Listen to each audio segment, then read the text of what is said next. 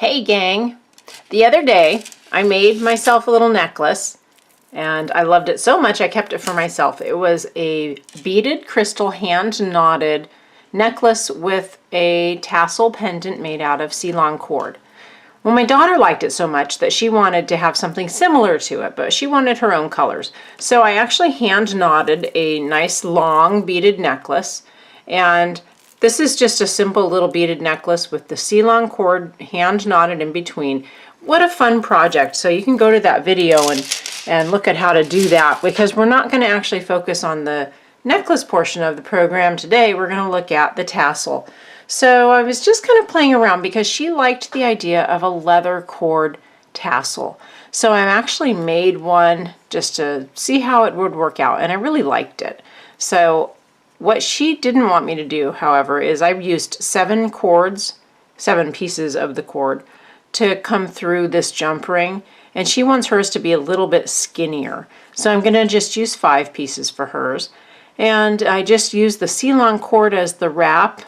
And this was pretty bulky. I'll probably do a little bit less of the cord. And it matches the cording that's in between each of the beads on the necklace. So I thought that would be kind of fun. I have some brown leather cord to go with her necklace, but I've already cut it into pieces. And all I did was just measure it against a measuring little ruler.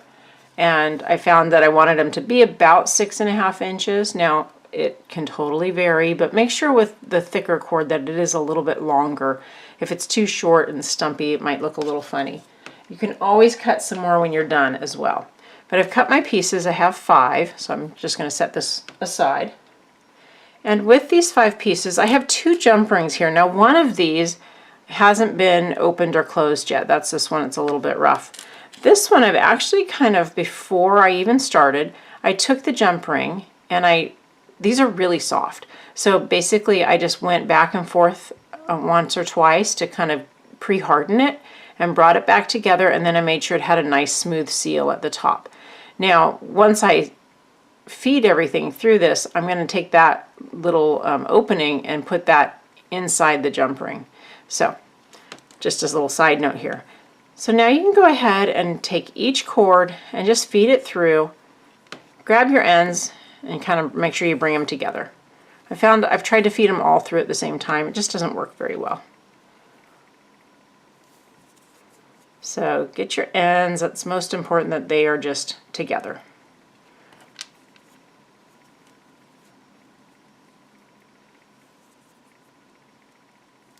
There's going to be some editing when you're done with this, because some will be longer than others, and where they get placed on the ring we'll make a few shorter. So we'll come through and just even them up at the end.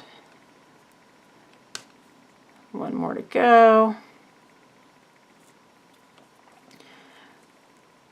And basically I'm just holding all those ends together so that they're kind of where they need to end up together. So then I'm just going to come here and grab that top, and I've got my ring up at the top, and I've got all my leather all the way through here. So now I need some of that c-lon cord. Well, all I did here, this is so easy, is I just took it, and I'm going to tell you right now, you want to hold everything down. Put a little finger across here and hold it while you tie. But just come on in here and make a nice firm knot. And once you've got it knotted, just an overhand knot, just come back the other way, knot it again, and just really snug that. Oops, got my finger in there. Snug that down tight, okay? So that's all I've done, is just put a little knot on there. Come around and wrap it up. So I think that's enough. I really don't want last time I wrapped like crazy, and I just don't feel like it needs that much. So I'm just going to take this, I'm going to turn it back over again. I've got that original knot still there hanging out. And so maybe on this one it will show a little bit. But I'm just going to hold everything down again real tight with my finger, and I'm going to make another really tight knot.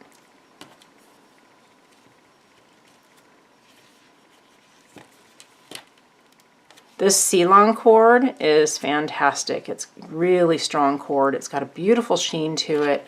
It's stronger than using something like an embroidery floss. So it really holds up to the necklace being knotted, and then it makes a really nice cover here for this tassel. So get that on there nice and tight, and you can be comfortable with putting a couple more wraps, knots on here. So we've got our knot tied here, and in the back, I guess in this case, you're going to see a little bit of the knot. So I want this to be the back of my piece, but I'm not really concerned because I'm just going to tuck these cords in.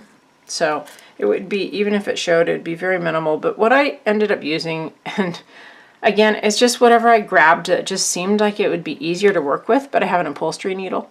You could use anything that has a large head for this cord. It needs a little bit larger head, so if you have an embroidery needle, that would work out great. But I'm just going to feed one of my lines through. In fact, it actually can handle it if I just feed both through. So I think that would be easiest. We'll just feed them both through. Because my knot was on the bottom, if you ended up with your knot on top, I would go from the top down, but since it's on the bottom, I'm just going to come from the bottom, cut through underneath that line, bring that around. Try not to catch your tassels in there. And just pull that right on through. Once you bring that thread through here, you've already made a knot, and you've got now a little, there'll be a little extra space in there keeping it. So just snip it. So you've got your jump ring on your tassel cording is here in place. And then if you look at the ends, there's two things that you'll notice. One, that they're kind of going all over the place, sticking out in all these directions. So what you can do there is just stick it under the faucet, get it wet, pull them all down nice and smooth, and then just let them dry overnight. They'll stay nice and smooth. But the other thing I want to do, and I'm just going to do it now, but you could wet it and wait till the next day if you wanted to. But you just bring those tassels, all those ends up, and just try to neaten them up a little bit. You know, it's okay to have them a little uneven, but you don't want to have these extra long guys hanging off. So you just cut them. That's easy. Easy enough. So we have our jump ring on. We have all of our leather cording over the jump ring. We've wrapped it with our cord, and we've trimmed the ends. And the last thing we'll do, two things actually. One is we'll go ahead and use the other jump ring, I've already opened it, to put it onto the necklace. And then we'll use a little bit of just water under the faucet and get that a little bit wet and just smooth this down and let it dry overnight, and that tassel will just hang in a lot nicer and smoother instead of just sticking out on the ends. The reason it's doing this is it was just wound around a bobbin, so that's why it's sticking out. And to calm it down, just need to get it wet. So I've already opened my jump ring. Again, I just used my hands on these because they're big and they're smooth. But before I put that on the necklace, don't forget to come up here and look and find out where that little opening is. Mine's right here. So I actually want to turn that, and that'll just stay hidden. Just makes for a nicer look. Then you can take your jump ring, put it over your necklace, and then just close that up. And you always close by twisting sideways and bringing them back together. And because these are so soft, I actually like to give them a little bit of going past the other way. It actually hardens the metal a little bit. And then I kind of wiggle them and make it a nice firm connection right there. Looks really good. And then that'll hang really nicely on that necklace. Isn't that cute? Now I have to go get this wet so it'll be finished. I can't wait for my daughter to see this. I know she's going to love it.